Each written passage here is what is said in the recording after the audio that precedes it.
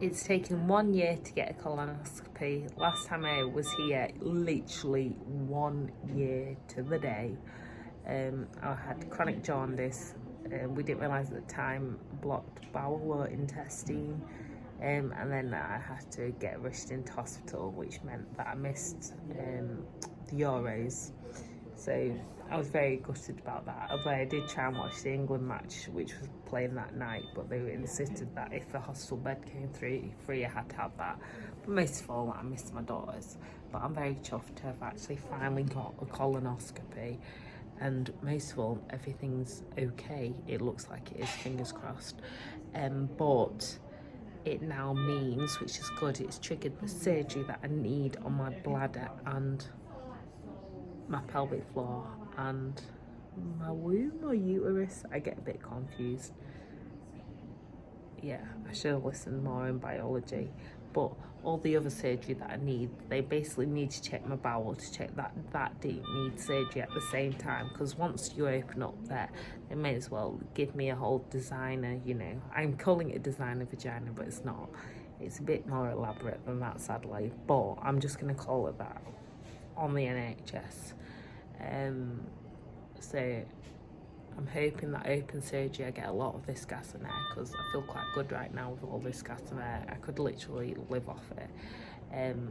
But I think I'll probably need more than gas and air if I'm having open surgery on that note. But you know, if I've got nice pride nails, I'll be right. But yeah, I felt really emotional this morning coming in, because my dyspraxia and dyslexia, I was getting really lost as well and really panicky. I was stressed out because the house was a mess and I just felt on my own. And even though I'm not, because I've got my lovely mama here and my stepdad looking after the kids, my dad's come over this week, you just know that it's all down to you. And I didn't want to go back in the hospital again after last year, because I think I'm still quite traumatised by it. It sounds really daft, but not seeing the kids for so long last year, and it was like hell in that place.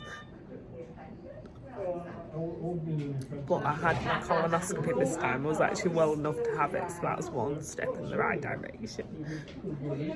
But I think it was after last time, not having gas and air, I was gaslighted by a lot of medical professionals.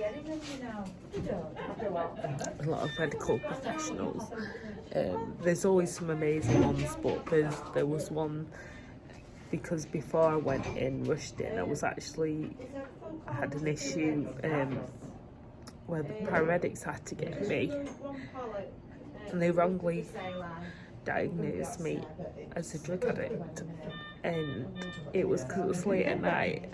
They found me. I had a big mug next to my bed. It was bloody hot chocolate.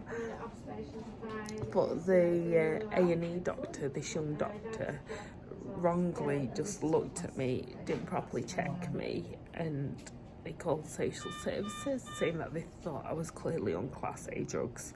Like, I'm not being funny, but social services who knew me were like, you're more likely to be smashing up fruit smoothies than any drugs, because like, there was almost a funny side of it, because I'm a very goody two-shoes when it comes to that kind of stuff. But the serious side was that I didn't get properly checked at the time, which might have delayed some of the issues that might have led to me not having to be away from the kids for so long. And I think I'm just finally coming out of it, like, because even whilst I was in hospital, like, I remember praying for the kids on the floor. I had to like sneak up to the chapel because they wouldn't let me go up. I had to sneak up and I would like sing like a crazy lady. I am a crazy lady. God only knows what you've been through. God only knows the real you. Because I just felt so gaslighted. And then I remember when the nurses had left me and I was dehydrated, I hadn't eaten. There wasn't anything I could eat, and no vegan food, definitely not. And I was feeling really poorly. I was shivering, I was throwing up, I couldn't see.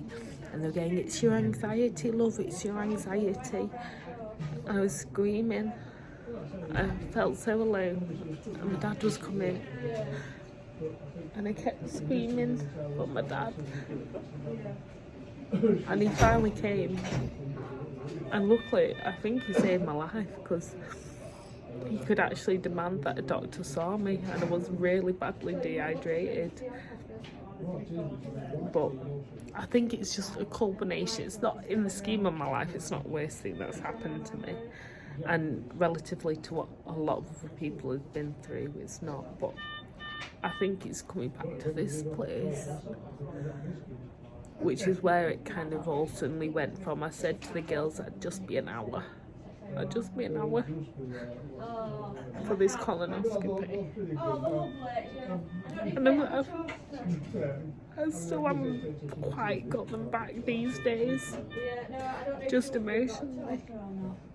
But I'm only sharing this because you've got to only look back to see how far you've come, but you do have to try and recover as well from certain situations and triggers.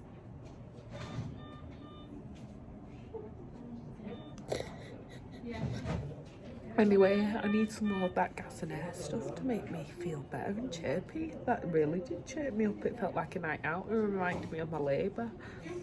I just hope now with the surgery I'll be able to actually get up and off again one day. Actually have periods and stuff. It's weird what you miss when it's gone. I miss my periods, and now I'm talking absolute random neurodivergent circles, aren't I? So yeah, I better get changed on that note. I still feel like I've got this colonoscopy camera in me, but yeah, definitely Jasmine, my eldest, won't like me in this attire.